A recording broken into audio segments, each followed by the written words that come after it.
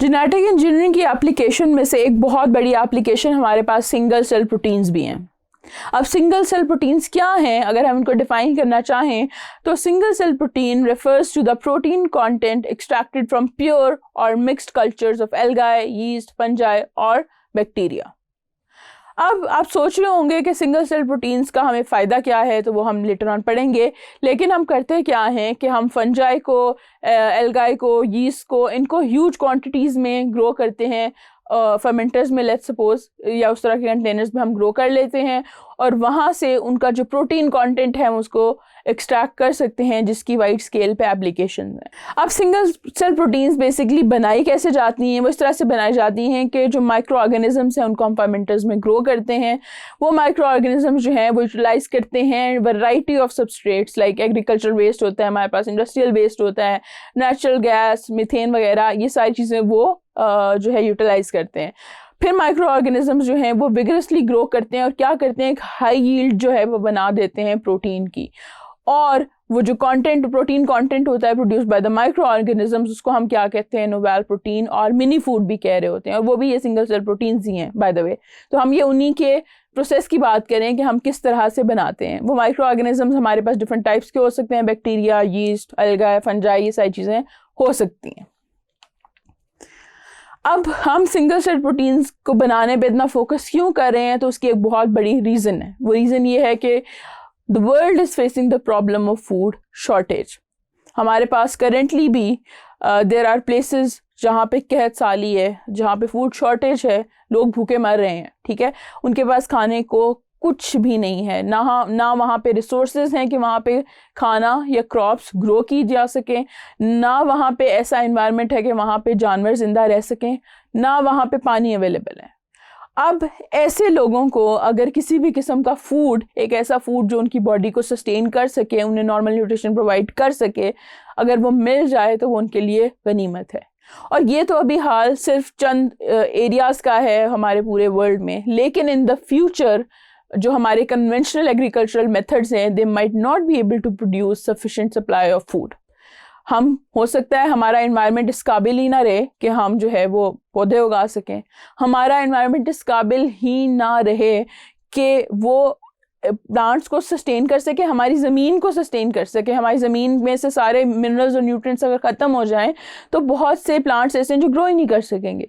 तो ये सारी वो रीज़न्स हैं जिसकी वजह से हमें ज़रूरत है कि हम इन तरीक़ों की तरफ जाएं जहाँ पे हम आर्टिफिशियली खुद से भी फूड को सिंथेसाइज कर सकें यूजिंग माइक्रो ऑर्गेनिज्म। इसी प्रॉब्लम को सॉल्व करने के लिए हम सिंगल सेल प्रोटीन्स के तरफ जाते हैं और एक्सपेरिमेंटल बेसिस पे जो सिंगल सेल प्रोटीन्स हैं दे हैव बीन सक्सेसफुल।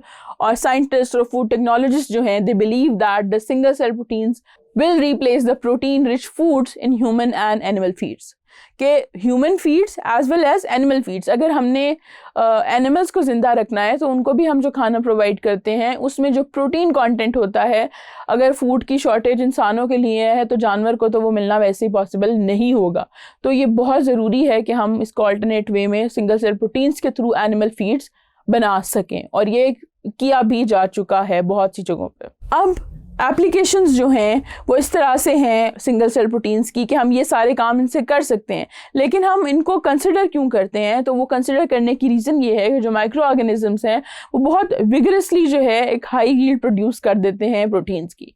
अब अगर हम कैलकुलेशन की तरफ जाएँ तो 50 किलोग्राम्स ऑफ यीस्ट जो है it produces about 250 tons of protein with in 24 hours.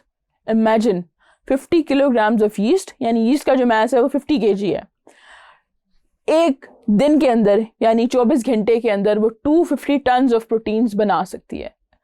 वो 250 टन्स जो हैं वो कहीं भी यूटिलाइज हो सकते हैं, they are safe to be consumed. उसके अलावा जो एल्गाई है जो हम पॉन्ड्स वगैरह में प्रोड्यूस करते हैं, it can produce 20 tons of dry weight of protein पर एकड़ पर ईयर।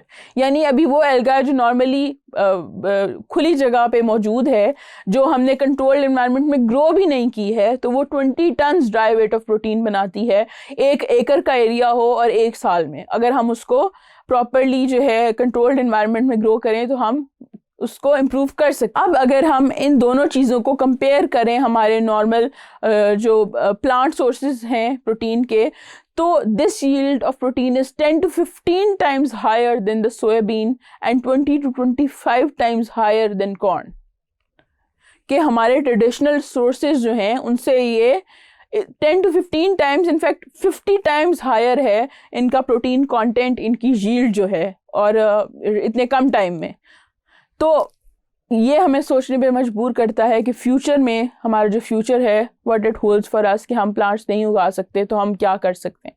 हम एल्गाई से प्रोटीन बना सकते हैं, हम यीस्ट से बना सकते हैं, हम बैक्टीरिया से बना सकते हैं। जब हम सिंगल सेल प्रोटीन जो हैं जब यीस्ट से बना रहे होते हैं तो उनके अंदर एक और चीज़ भी होती है, और वो क्या है? विटामिन। उनके अंदर एक हाई विटामिन कंटेंट होता है। और हम जब सिंगल सेल प्रोटीन्स बना रहे हैं तो हम इंडस्ट्रियल वेस्ट को यूटिलाइज कर रहे हैं। इंडस्ट्रियल वेस्ट जब यूटिलाइज हो जाएगा एक जो है हमारे फेवरेबल डिज़ायरेबल प्रोसेस के लिए, तो हम पोल्यूशन को रिड्यूस कर रहे हैं कि कोई वेस्ट जनरेट नहीं हो रहा, उस वेस्ट से भी हम कोई ऐसी चीज़ बना रहे हैं जो हमारे इस्तेमाल की है। It helps in controlling the pollution. और उसके अलावा और फ्यूचर में इसका बहुत ज़्यादा इसेंशियल अमाइनो एसिड्स जो हमें चाहिए होते हैं वो हम उन प्रोटीन से इसेंशियल अमाइनो एसिड्स बना सकते हैं और वो यूटिलाइज हो सकते हैं।